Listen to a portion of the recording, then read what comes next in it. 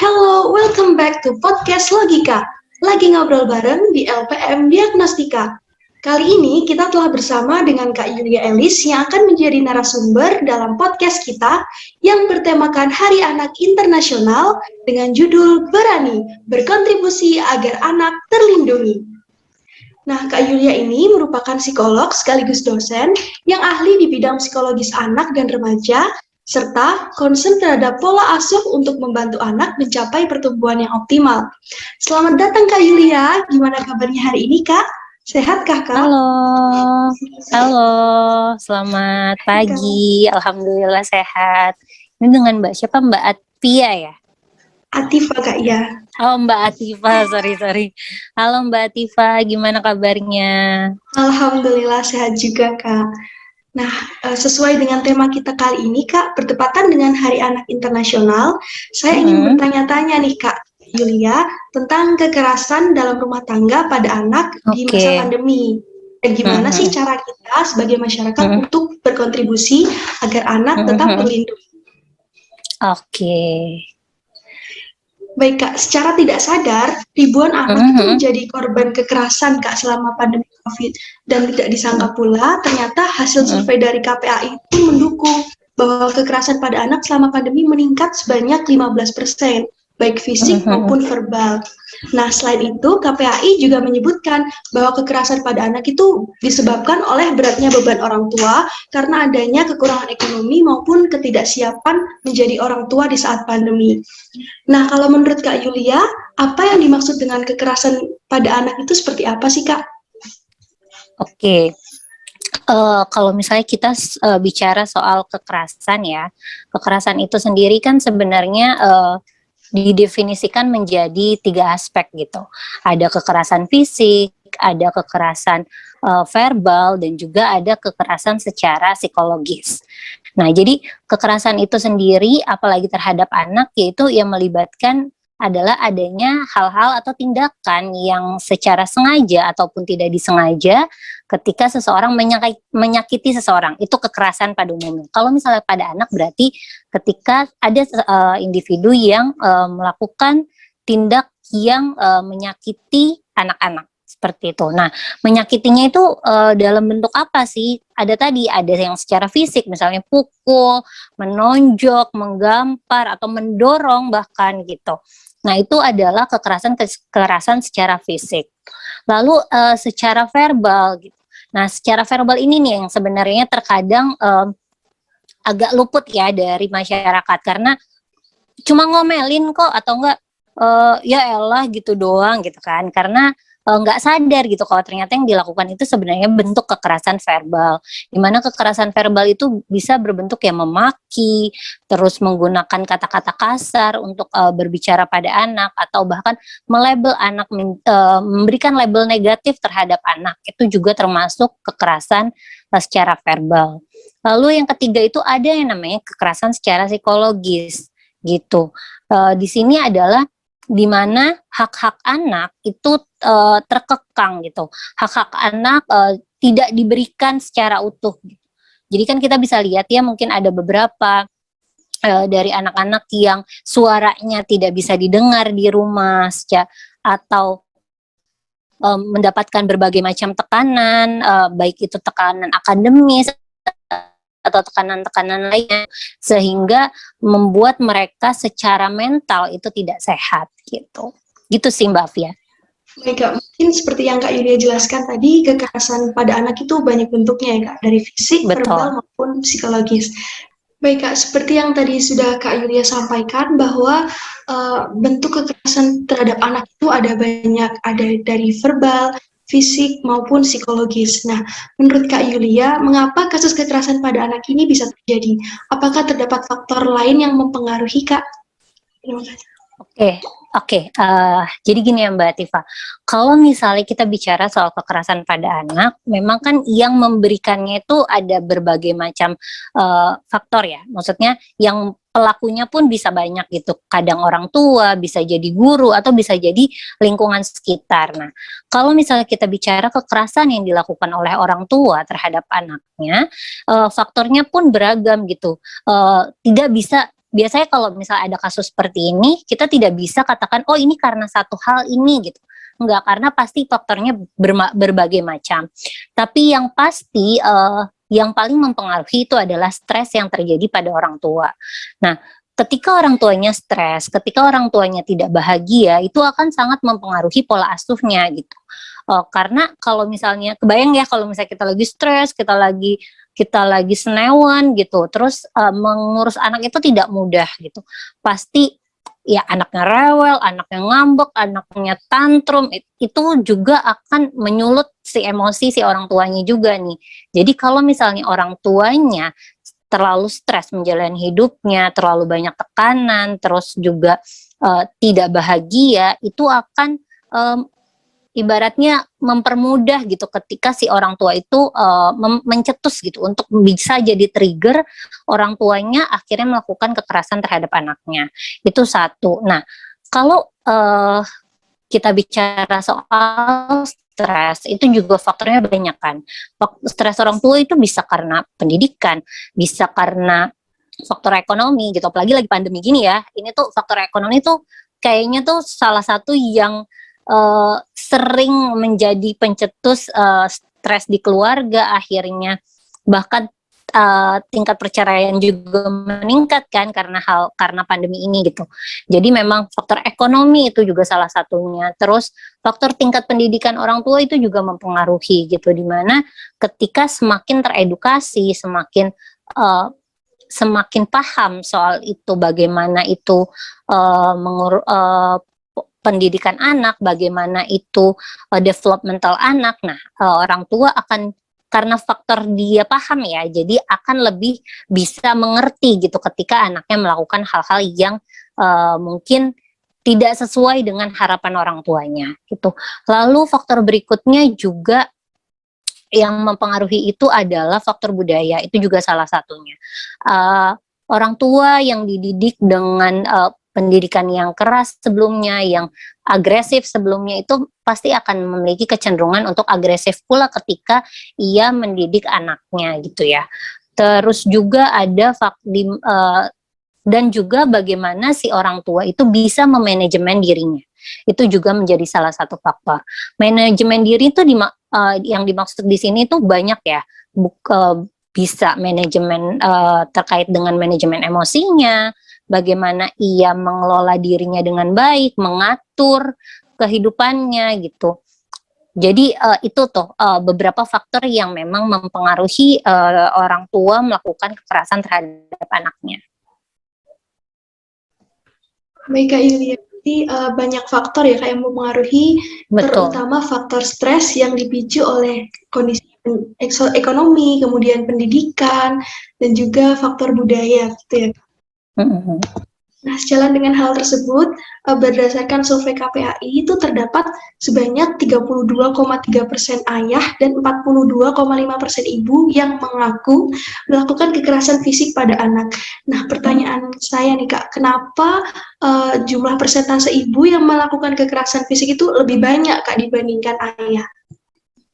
Oke, kalau kita lihat dari budayanya di negara kita ya, kita itu kan memang cenderung patriarki. Memang tidak semua ya, tidak semua keluarga itu patriarki, tapi mayoritas di Indonesia itu patriarki, di mana ibu itu adalah bertugas untuk mengurus rumah dan juga menjaga anak, sedangkan ayah bertugas untuk mencari nafkah gitu. Jadi kalau di budaya di negara kita memang ada aturan-aturan tidak tertulis lah, aturan-aturan tidak tertulis seperti itu. Nah, ini juga mempengaruhi intensitas ayah bertemu anak itu kan tidak sebanyak ibu bertemu anak ya, akhirnya gitu, karena kan ayahnya di luar kerja gitu. Nah, karena di luar jarang ketemu anak, akhirnya ketika ketemu anak lebih quality time, lebih happy gitu, karena jarang. Terus karena jarang itu tadi, ayah ada kecenderungan untuk aduh udah jarang ketemu, maunya menyenangkan si anaknya gitu kan. Akhirnya lebih cenderung, makanya banyak nih beda aturan nih antara ibu sama ayah, karena ayah tuh lebih cenderung kayak, udahlah kasih aja gitu. Itulah yang akhirnya membuat mungkin jadi ayah itu tidak banyak akhirnya melakukan kekerasan secara fisik terhadap anak. Tapi kalau ibu setiap hari ibu itu mau ibu bekerja atau ibu tidak bekerja ya, pasti setiap hari porsinya untuk mengurus anak jauh lebih banyak dibanding porsinya ayah gitu. Nah, terus di situ juga biasanya yang memiliki aturan dan menegaskan aturan kepada anak itu lebih ibu dibandingkan ayah, sorry. Kalau misalnya kita lihat budaya di Indonesia ya, tuh. Nah, hal-hal tersebut tuh yang membuat akhirnya ibulah nih yang lebih banyak melakukan kekerasan terhadap anak dibandingkan ayah gitu, karena faktor intensitas pertemuan itu tadi gitu. Baik Kak, jadi faktor intensitas ketemu itulah yang mempengaruhi persentase tersebut ya Kak.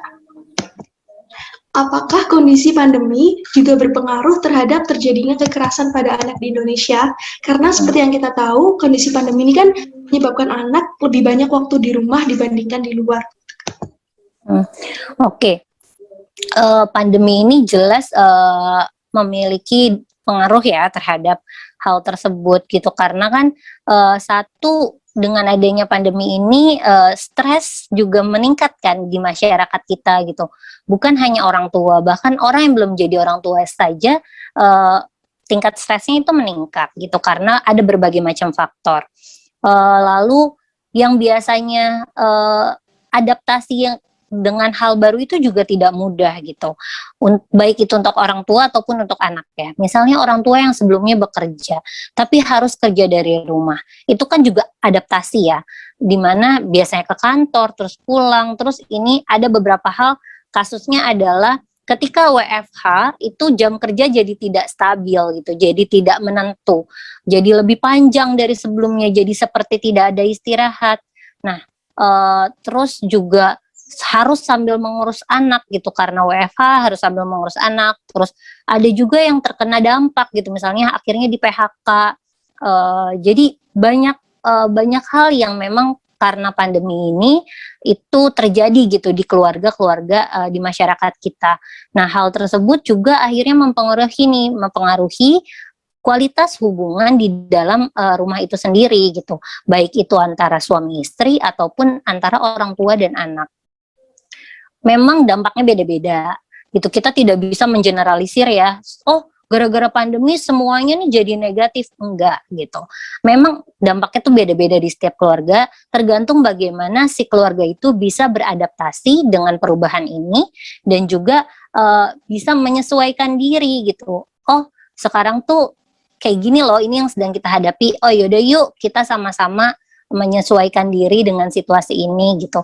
Tapi ada juga yang tidak berhasil kan dalam melakukan penyesuaian gitu. Nah, itulah yang akhirnya menyebabkan kondisi di rumah menjadi tidak hangat, dan ketika kondisinya tidak hangat, maka kekerasan itu akan lebih sering muncul terjadi di keluarga yang tidak hangat tersebut. Baik Kak, berarti tetap saja secara tidak langsung pandemi ini mempengaruhi tingkat kekerasan pada anak gitu ya Kak.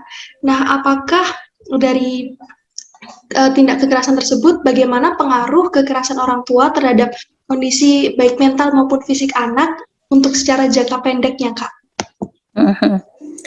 Kalau jadi gini, kalau bicara kekerasan, iya memang ya benar ada dampak jangka pendek dan ada dampak jangka panjang.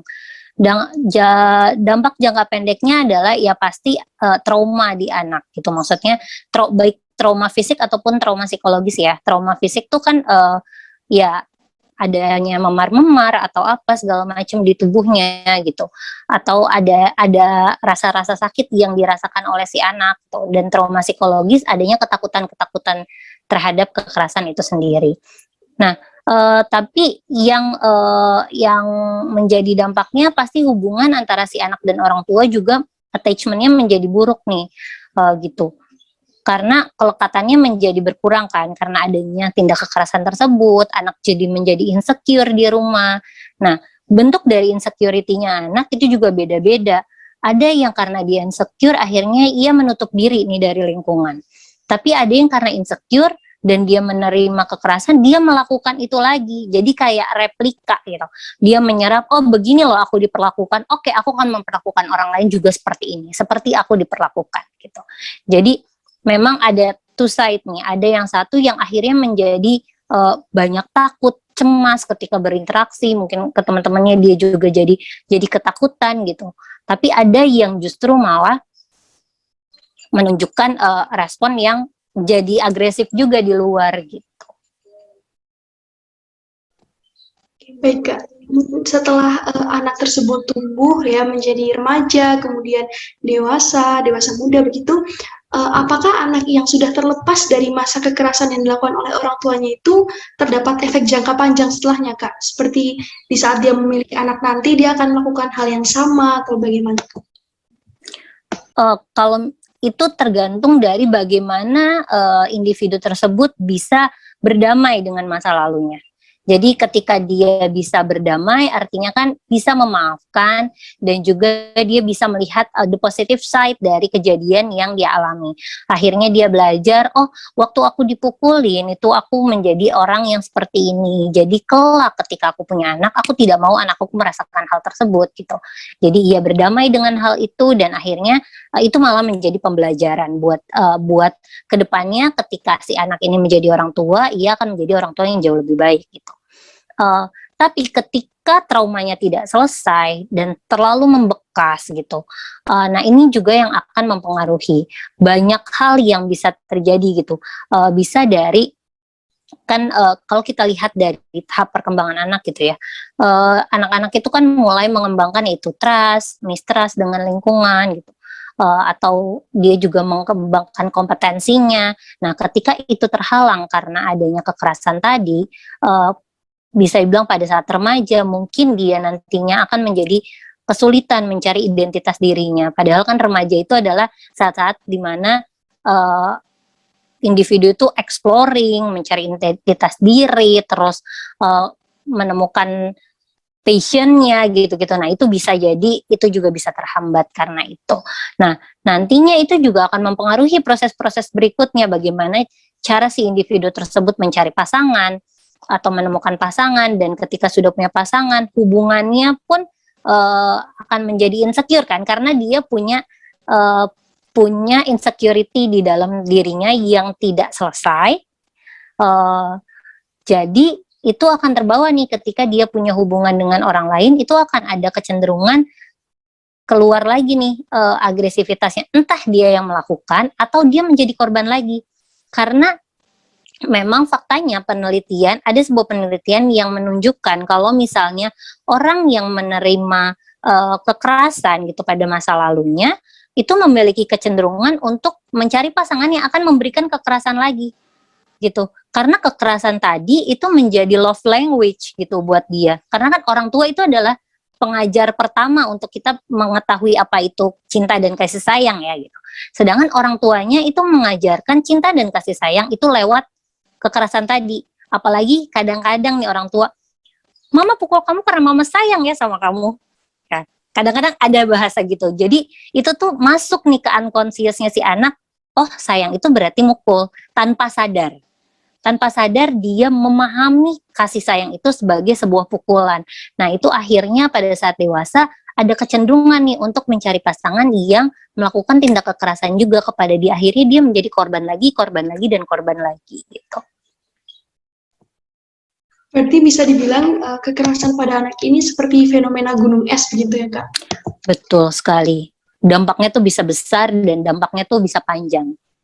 Ya, apalagi lebih di Indonesia khususnya itu lebih banyak yang tidak mengetahui bagaimana langkah-langkah yang harus dilakukan apabila berhadapan dengan kekerasan pada anak. Sehingga sebagian besar kasusnya mungkin tidak diselesaikan secara hukum Iya, gitu betul.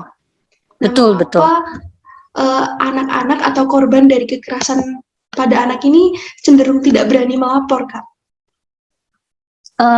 Karena satu mungkin anak-anak juga tidak tahu ya kalau misalnya mereka tuh sebenarnya sedang mengalami kekerasan gitu. Jadi bahkan mungkin kalau misalnya kita tanya ke orang tuanya pun tidak tahu kalau dia melakukan kekerasan gitu. Yang orang tuanya pahami dia sedang mendidik anaknya.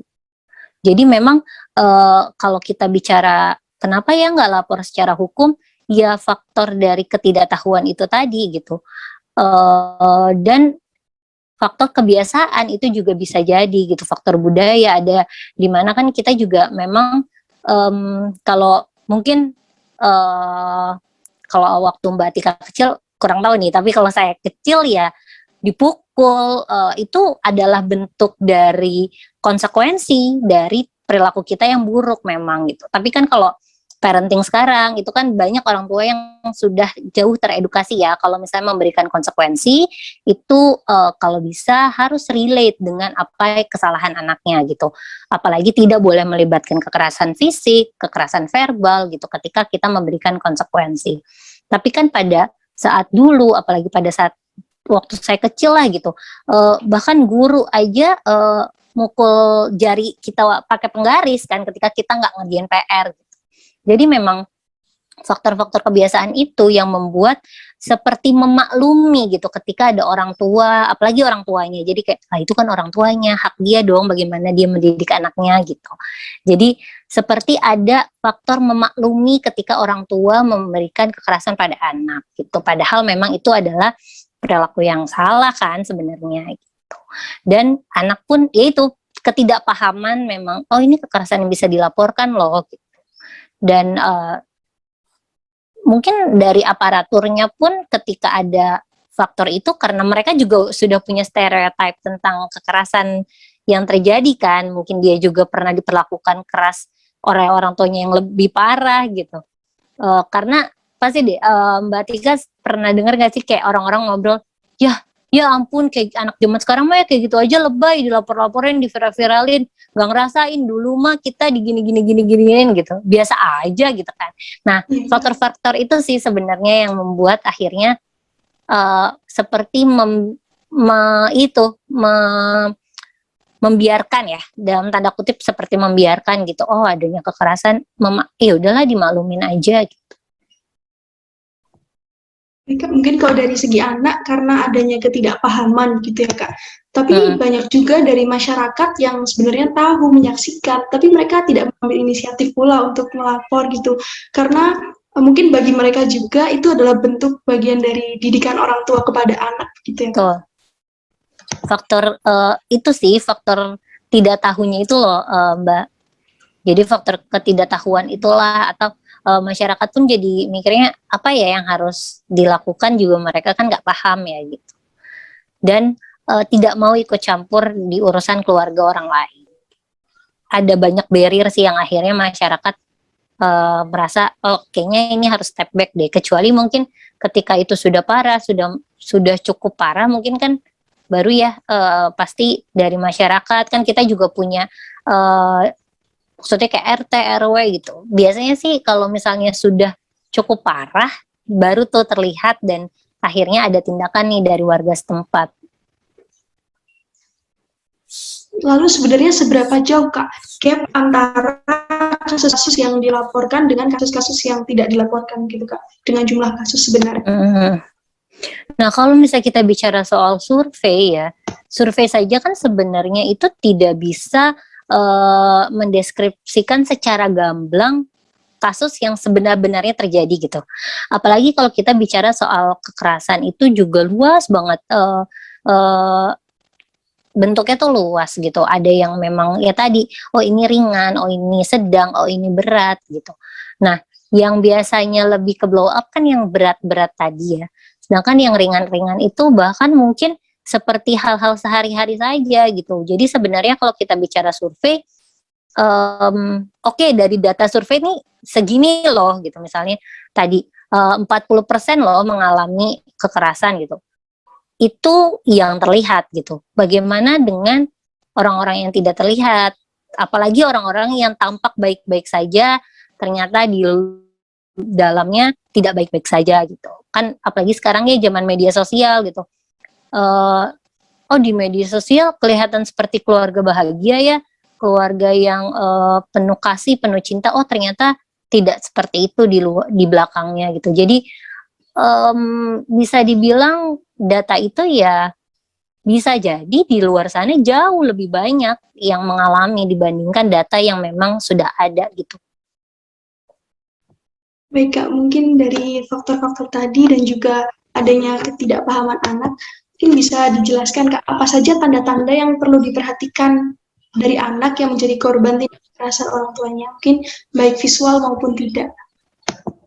Oke, yang pertama pasti ada perubahan gitu. Kita juga perlu peka melihat, apalagi pendidik. Ini biasanya guru sih yang biasanya kasus-kasus begini kan kadang kalau terjadi di rumah, guru-guru ya yang melihat gitu, yang menjadi observer gitu. Bisa dilihat perubahan perilaku anak gitu. Jika sebelumnya anaknya ceria, lalu tiba-tiba dia menutup diri, nah itu perlu untuk diberikan concern. Belum tentu mengalami kekerasan pasti, tapi kita perlu concern terhadap anak-anak yang mengalami perubahan perilaku gitu. Karena pasti ada sesuatu yang menyebabkan dia berubah gitu kan. Nah, sesuatunya itu apa? Bisa jadi kekerasan, bisa jadi ada masalah apa di keluarganya gitu. Jadi salah satunya itu adanya perubahan perilaku.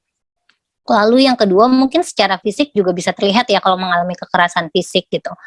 Misalnya sering sering terlihat ada luka-luka yang tidak wajar di lokasi yang tidak wajar anak-anak mengalami luka gitu.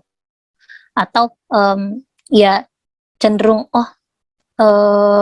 kok dia sering ada lebam-lebam ya di badannya si anak ini, kenapa ya gitu.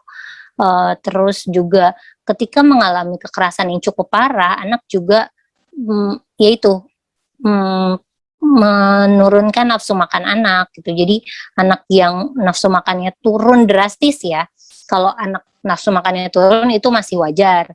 Karena kan anak-anak juga naik turun nih kalau bicara soal nafsu makan gitu. Tapi kalau nafsu makannya turun drastis, terus apalagi ditemukannya lebam-lebam gitu, terus ada perubahan perilaku. Nah, itu yang bisa menjadi ciri-ciri ketika anak itu mendapatkan kekerasan di dalam rumahnya gitu. Dan kalau misalnya kekerasan itu juga konsisten gitu, maksudnya sudah dialami anak sejak lama karena misalnya memang perilaku si orang tuanya atau karakter dari orang tuanya, kita bisa melihat juga dari anak-anak yang memiliki perilaku yang agresif gitu. Jadi anak-anak yang cenderung agresif dan kurang bisa mengontrol emosi dengan baik, nah itu biasanya menunjukkan nih kalau misalnya ada sesuatu gitu. Berarti memang banyak yang perlu kita, intinya kita harus lebih peka terhadap lingkungan gitu ya Kak, analisis kita.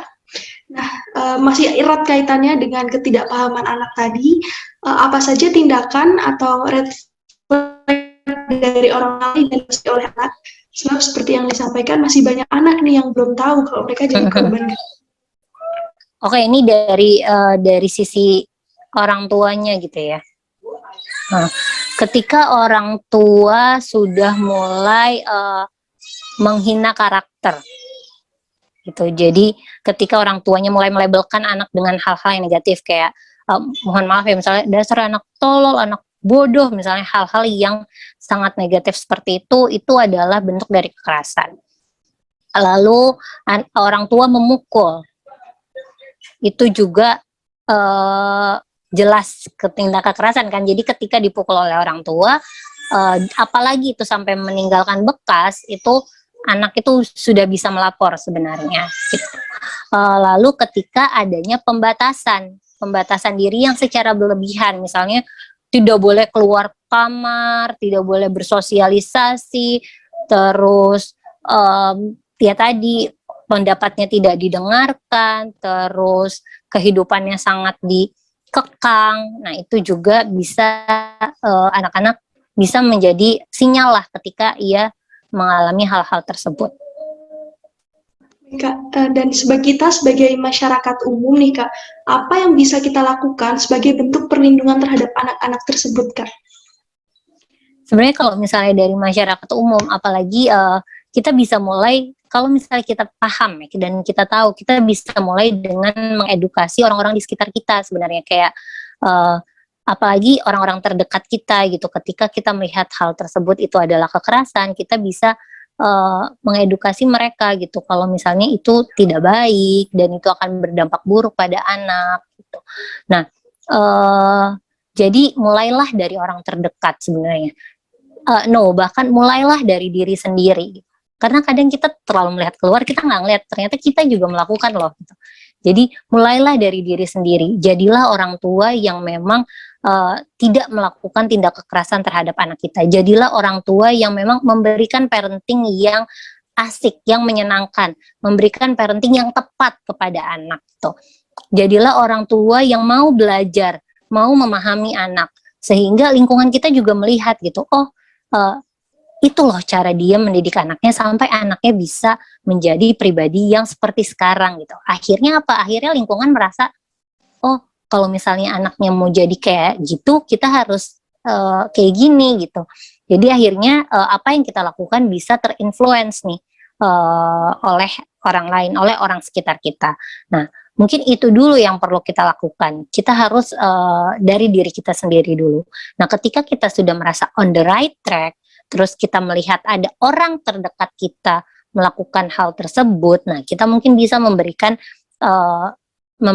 masukan lah sedikit-sedikit, dan itu pun dengan cara yang baik gitu ya, bukan masukan dengan cara menghakimi atau dengan cara menggurui. Itu jelas tidak akan nyaman gitu untuk orang, dan belum tentu orang itu akan mengikuti gitu kalau misalnya kita kayak ngasih tahu terus ngasih taunya tuh menghakimi dia. Jadi ketika kita memberikan edukasi itu juga perlu memperhatikan banyak hal gitu. Bagaimana responnya, bagaimana cara kita, bagaimana oh kayaknya bisa nih ngasih taunya kalau kayak gini gitu.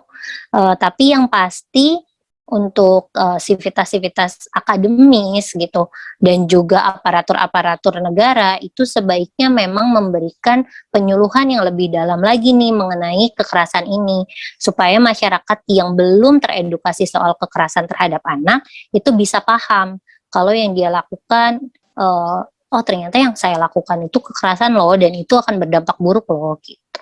Karena banyak ya dari masyarakat kita tuh nggak tahu kalau itu salah. Kan yang sedih di situ ya Mbak gitu. Iya. Ketika mereka tuh melakukan itu karena mereka merasa mereka sedang mendidik, tapi ternyata itu malah akan memberikan dampak buruk terhadap anaknya. Kuncinya justru ada di diri sendiri ya Kak, karena mungkin bisa Betul. jadi juga kita yang melakukan kekerasan pada anak tersebut. Nah, seperti yang tadi Kak Julia sampaikan terkait berbincang soal aparatur negara, apakah terdapat usaha, instansi, atau bahkan undang-undang yang ada di Indonesia saat ini yang cukup untuk membantu memperangi kekerasan pada anak tersebut, Kak? Oke, kalau misalnya kita bicara soal itu sebenarnya kan memang banyak ya, bahkan ada hak asasi anak yang memang ada lembaga-lembaga yang memang melindungi anak-anak dari kekerasan dari orang tuanya. Kalau menurut saya dari pemerintah pun, dari negara kita pun sebenarnya sudah berusaha untuk melindungi warganya sebaik mungkin gitu. Tapi mungkin penyebaran edukasinya itu yang memang perlu dimarakkan gitu. Karena yang terlihat itu adalah ketika ada kasus baru ada penyuluhan apa segala macam, tapi kan lebih baik kan kita mencegah gitu. Jadi mungkin penyuluhan-penyuluhan di masyarakat melalui ibu-ibu PKK atau penyuluhan-penyuluhan melalui Karang Taruna itu juga baik untuk digerakkan lagi gitu pada masa-masa sekarang. Karena kalau kita lihat di era sekarang ini itu sudah tidak banyak nih warga, masih ada beberapa daerah yang warganya tuh cukup aktif ya dalam membuat kegiatan. Tapi banyak apalagi di kota-kota yang metropolis, yang kota sibuk gitu, itu warganya tuh sudah jarang nih ada kegiatan-kegiatan seperti ini gitu. Jadi mungkin dari situ bisa kita tumbuhkan lagi nih di masyarakat kita, balik lagi dari kitanya. Yuk kita bangun masyarakat sekitar kita untuk lebih peduli gitu terhadap perkembangan anak, lebih peduli terhadap kekerasan yang dilakukan terhadap anak gitu, sehingga akhirnya dampak positifnya akan jauh lebih luas lagi gitu sih. Terus kalau misalnya soal hukum, memang sudah ada aturannya, sudah ada hukum yang berlaku untuk melindungi, itu semua sudah ada dan sudah ada sejak lama sebenarnya. Jadi memang tinggal bagaimana yaitu pengedukasiannya aja gitu. Dan sebenarnya kan psikolog-psikolog termasuk psikolog anak itu juga sudah banyak ya yang mulai melakukan sharing-sharing, terus semacam ini webinar, podcast. Sebenarnya kalau zaman sekarang tuh ilmu tuh banyak banget dan mudah sekali kita dapatkan gitu. Tinggal bagaimana kemauan dari setiap individu sih untuk akhirnya bisa mendapatkan ilmu-ilmu tersebut. Ini Kak, mungkin dari pemerintah dan juga instansi terkait sudah banyak ya Kak yang melakukan pada anak. Nah, untuk fasilitas sendiri Kak, fasilitas apa saja yang tersedia di Indonesia yang dapat untuk proses rehabilitasi mungkin nggak bisa dikatakan pada anak-anak yang mengalami kekerasan tersebut? Oke, kalau misalnya dari bicara fasilitas yang memang itu swasta itu banyak gitu. Tapi kalau misalnya fasilitas negeri itu juga ada. Tuh, LSM juga itu banyak yang concern terhadap kekerasan anak dan akhirnya mereka bisa memfasilitasi rehabilitasi terhadap anak yang mendapatkan kekerasan gitu. Jadi sebenarnya kalau di Indonesia itu sudah ada ya LSM yang memang memfasilitasi rehabilitasi tersebut. Dari pemerintah pun ada gitu. Jadi kita punya kok, kita sebenarnya ada, mungkin yang kontaknya yang kita nggak tahu gitu kan, maksudnya yang tidak diketahui oleh masyarakat luas gitu.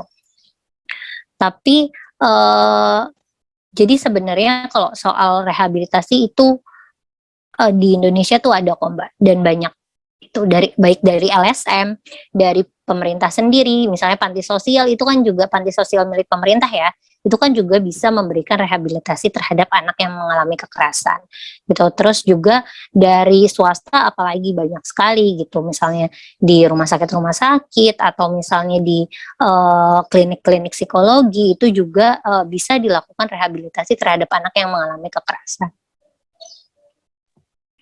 Baik Kak, itu untuk mungkin kepada yang lebih expert seperti psikolog anak, seperti itu ya Kak. Nah, untuk masyarakat umum nih Kak, usaha apa yang dapat dilakukan, khususnya untuk orang-orang di sekitar dari anak-anak yang mengalami kekerasan tersebut, untuk membantu dan juga menunjukkan supportnya Kak? Oke, satu dengan yang pasti memberikan perlindungan gitu. Perlindungan di sini di mana memberikan rasa aman dulu nih kepada anak ini, di mana anak bisa mungkin kalau misalnya memang sudah jelas adanya kekerasan, kan bisa dimediasi ya untuk anak dan orang tuanya, supaya orang tuanya pun bisa menyadari, oh itu salah, minta maaf terhadap anaknya, akhirnya tidak mengulangi lagi. Tapi kalau misalnya memang sudah terlalu parah dan memang sudah ingin dilaporkan, yang pasti anak itu harus diberikan jarak dulu nih terhadap individu yang memberikan kekerasan kepada dia gitu. Nah, lalu selain itu juga bisa memberikan yaitu pendampingan gitu. Kalau misalnya masyarakat kan sebenarnya di RSUD pun sudah ada ya, dan bisa dibantu menggunakan BPJS gitu, maksudnya bisa dibantu gitu dari RT RW-nya, misalnya dibawa ke RSUD untuk dilakukan rehabilitasi gitu, itu bisa dilakukan sebenarnya. Jadi langsung dibawa ke yang expertnya gitu loh. Jadi pendampingannya dan rehabilitasinya pun tidak salah.